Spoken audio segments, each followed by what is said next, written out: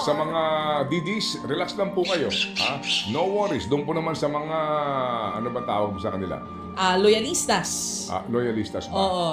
Sa mga bagong... Gusto mo goldies? Sa mga bagong Pilipinas. Tawagin na lang. CICC ay naglabas na po mga kapatid ng kanila pong hindi warrant of arrest ha. Kayo naman easy. Pahayag lang. Apo, ano sinasabi ng... ICC, prosecutor. Ang prosecutor. sabi, no Sige. comment. No comment. No comment sila. Okay. Yung confidentiality daw ay crucial part ng kasong ito para maproteksyonan yung integridad ng investigasyon at masiguro yung seguridad din, yung safety nitong mga biktima, maging ng mga witness na kasama po dito sa kaso. So para sa kanila, no comment. Di namin ko-confirm, di namin ide-deny. Kasi kung may warrant of arrest na, yan ay dapat confidential. Hindi talaga yan isinasa publiko. Yung sinasabi kahapon ni Attorney Cristina Conti, kung totoo na may warrant of arrest, sabi niya, mas gusto namin confidential yan. Oo, kasi nga para... alam niyo na, no? Una, pangalagaan daw po ang kaligtasan nitong mga testigo at para din po hindi, alam niyo na ibig ko sabihin. Alam na namin. You know what I'm saying? I know what you're saying. saying. Kasi nga pinag-uusapan po ito dahil din sa may mga bali-balita po, sabi nga ni Attorney Hunter Roque, hindi yan, yung isang kaso yan, yun po sinasabi niya ha. Pero at the end of the day mga kapatid, ano po, itong hamon na ito ng ICC, depende ho kung nasa angkang banda dyan. Pero may mga nagsasabi din po, na dapat daw po hindi natin pinapayagan yan kasi nga daw po gumagana ho naman daw ang ating justice system sa Pilipinas. Yan sinasabi nila. Alright, pero sabi ho naman ng iba, sandali lang, paano gagana ito sa impluensya ng ilang mga tao sa gobyerno. Okay, so let it be. Meantime, relax lang po kayo. Wala pang sinasabi. Kapag daw ho naglabas ng arrest warrant, no, ang ICC, dadaan yan sa proper channel. Baka sa Channel 5. Hindi ko sure kung tayong channel yun. O Channel 1. Hindi 1PH. Hindi rin yata So, sa mga DDs, relax lang po kayo. Ha? No worries. Doon po naman sa mga, ano ba tawag mo sa kanila? Loyalistas. Loyalistas ba? Oo. Sa mga bagong... Gusto mo goldies? Sa mga bagong Pilipinas. Tawagin na natin silang goldies. Yung kabila, didis. Itong kabila, goldies. Baris. Sila ikaw talaga. Anyway, sige. So mga kapatid, sa lahat din po ng mga babiyahe sa airport, wag ko kayong mangamba kasi maaari natin ituring na ito ho lamang ay isolated case. Ayan na naman tayo sa isolated case na iyan. Bakit? Kasi for the longest time, wala na hong ganyang balita eh. Sure pa tayo dyan. Sinasabing tanimbala na ito.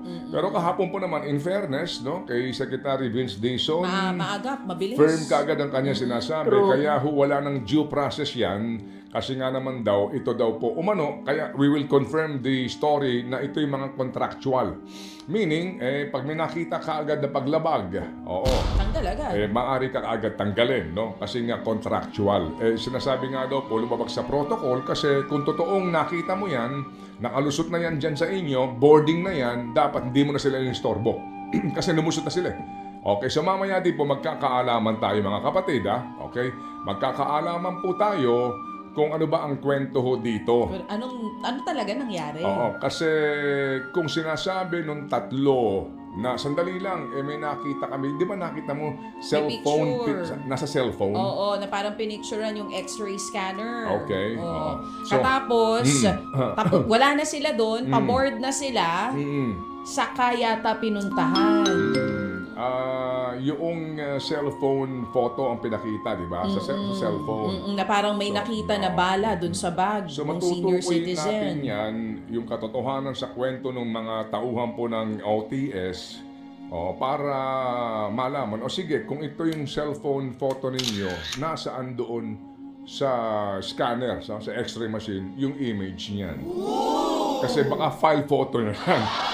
Alam mo, isa rin yan sa sinasabi ng senior citizen Baka file photo na yan. Maganda yung pinupunto mo. So malalaman doon sa malalimang investigasyon para talaga matukoy. Kasi kung yan po ay actual, current, as in sa araw na iyon nangyari, ang tanong dyan, So, kunin mo yung CCTV, sino yung dumaan doon na totoong nabasahan yung kanyang bagahe noong sinasabing Nahanap bala. na kaya yung Diba? totoong So, dumaan. aalamin po natin yan. Pero wag ho kayong mag-alala dahil sa akin lang po, ito po yung isolated case. Baka lang po kasi may mga, yun nga, no, may mga sumubok, mabuti na lamang at umalma yung magnanay.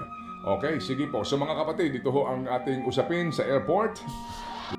Kaya wag ho kayong mangamba. Huwag mag-alala. Opo, wag ho kayong mag-alala. Hindi kailangan balutin, ha? Hindi nyo ho kinakailangan balutan ng plastic ang inyong mga bagahe. Oo, hindi kailangan naka-cellphone all throughout ng lakad mo doon sa airport, ha? Meron Para kang- sure ka, meron ka sarili mong CCTV na kung may may hahan. coverage ka. Oo. Mm. Kasi di ba isa din yung sa issue ng magnanay, tumigil lang daw yung mga OTS personnel nung kumuha na ng video yung anak.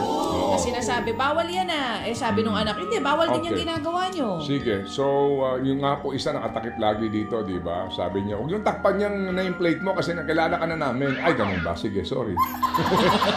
Nakita mo yung video. Hindi mo kayo hindi Di ba, nakaganon siya. Habi ko nung yung isa mukhang makabayan, no? Lagi nakahawak sa dibdib. Tama ba? Sabi ko, yung iba, nakaganon lagi, no? Ganun ba yata ngayon ang ano eh? Di ba courtesy yan? Kapag Oo. humawak ka sa dibdib mo, courtesy yun. Baka ganun naman siguro ang kanya. Minsan pag nananakit lang din yung dibdib mo. Oo, nakahawak lagi dito sa kanyang nameplate. Only in the Philippines, ano? Oo. Oh, sige. So, Iba wag mo talaga kayo- mga issue natin dito Hindi, eh. hindi. Pero hindi ba ganyang issue sa ibang mga bansa? Mga ganon? Hindi ako nagbababiyahe eh. Oo. Mm. Dito lang sa atin yung may ganyan. O sige, so sa lahat po sa atin, kinakailangan po natin magbanat ng buto. Kinakailangan po natin magpagal at kinakailangan po natin mag-ambag-ambagan para po sa kaban ng bayan dahil ngayon hindi maitatanggi. Kinakailangan din po natin magpakain, kumalinga po because for humanitarian reason ng mga remnants ng Pogo. Yan po ang isa sa pinoproblema din po ng ahensyang ito. Sa dami ho ng kinakailangan pong alagaan. Opo, halos 1,000 na po ito na kinakanlong po nila. Kinakailangan pakainin yan 3 times a day. Yung mga may sakit, kinakailangan mong ipagamot. Yung mga bata, kinakailangan mong kanlungin. Napakarami po nitong aalagaan natin because ho nitong mga remnants ng Pogo. At ito ho, kinakailangan ng pera. So tayo po ngayon lahat ay nag-aambag-ambagan para dito. Hindi ho natin maaaring abandonahin po naman ito for humanitarian reason. Ang tanong lang dito, gaano katagal yan? At maaari bang bilis-bilisan po yung proseso? Dito ho sa pagpapadeport itong mga remnants po ng Pogo dahil nga sa maliban sa gastos, ito rin po ay security risk sa lugar kung saan po kinakanlong ng government agency itong mga remnants ng Pogo. Talaga itong Pogo na to hanggang ngayon hindi matapos-tapos ang problemang ito. Huwag ka daw mag-alala kasi yung Pigo daw ngayon, tinitignan na nila. Kung dapat, iba na rin. Well, kung yan inyong Kasi tututuhanin. sinasabi ng Pangulong ng Malacanang, kung makita talaga ng Pangulo na hindi maganda ang dulot nitong Pigo, pati yan, ban na rin dito. Sa atin lang, tutuhanin nyo.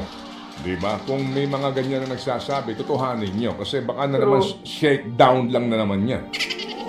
Shake down. Shakedown. Magkano If you know what Korean? I'm saying.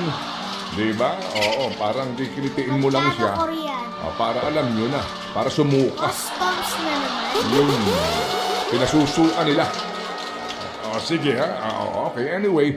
Sa x-ray scanner, yung palang nangyari. At nakumpirma talaga naman pala na nabasa yung meron lang pong presumption. Hindi ka sigurado hanggang di mo nakikita mismo, no? Kasi nga yun ang second stage doon. Pagdaan yan, ma'am, we have to check. Ganun din po naman sa international airport sa iba. Sa lahat, ganun ang Sa lahat ginagawa. po naman yan Pag dumaan ka, sasabihin sa'yo, itatabi mo na yung bagahe mo. Correct. At hahanapin doon yung sinasabi nilang posibleng nakita. Kung may nakita nga. Ganun po naman talaga yan. Pero yun po lang, hindi nakasunod po doon sa sinasabing protocol. Well, anyway, humingi na po ng paumanhin and bahala na po yung mag-ina rin kung sila po yung magtutuloy pa sa kanila sinasabi po na mga opisyal na demanda o pagreklamo po sa isyong ito. Pero tama din po naman si General, yung kanyang panawagan na tayo po sana ho ay ipagpatuloy ang ating pong pagpapalaganap sa informasyon na talaga pong bawal yan kahit na basyo ng 50 kalibre ng bala. Basyo po ng bote baka bawal din. Kasi ano kang dadalhin mo Lamay basyo ng laman. bote. Oo, basyo ng bote na may laman. Hindi na basyo yun. Oo. May binabanggit kanina si Alam mo, General. ang tawag lang sa amin sa San Dionisio, Ano? huwag ka magdadala Ng anting-anting. ng ganyan kasi baka mabasyo ka. Naku Sa po. amin, mabasyo, na parang nabasyo pare. Anong ibig sabihin na nabasyo ka? Nabast yun, nabasyo. Walang Okay. colloquial sa amin. Ngayon. Oo. Ngayon, so kung may pelikulang sambala ka lang.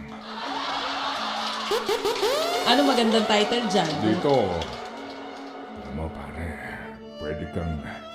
pwede kang maabala. Isang basyo ka lang. Pwede ng trailer yun ah. Pwede kang maabala. Pwede kang maabala, pare. Tandaan mo sa airport. Isang basyo ka lang. Yun na. Nega na naman sa atin yun. Oo. Medyo mas magandang title kaya. Baka matakot yung mga foreigners sa pupunta dito sa bansa eh. Hindi matatakot. Hindi Totoo sila naman, matatakot? Isang basyo ka lang. Oo. Perwisyo nang aabutin mo dyan. Totoo naman. Kaya Ay, kami, nalimutan ko itanong kay General. ang alin, gusto mo tawagan natin ulit. Ano ang- Ipahabol natin. Kapag nahulihan pala ng bala o basyo, anong gagawin doon sa may dala? Ang pagkakaalam ko, Kate, kinukumpis ka lang. Oo. Oo. Tanong mo nga sa kanya off the air lang. Oh, Oo, natanong mo ba kung nahanap nila yung... Sorry po, nalimutan ko. Kung nahanap nila yung 3 senior citizen na nauna, Nakita nga raw nakita nila. na nila. Oo, doon. So, wala talaga ding bala doon sa... Kamukha doon ni Mama Tess eh. yung isa? At saka yung Tatlo isa eh. medyo Mukhang wala dalawa daw lang buhok. eh. Ah, si Walang Papa buhok. Cesar Oo, yun. silang dalawa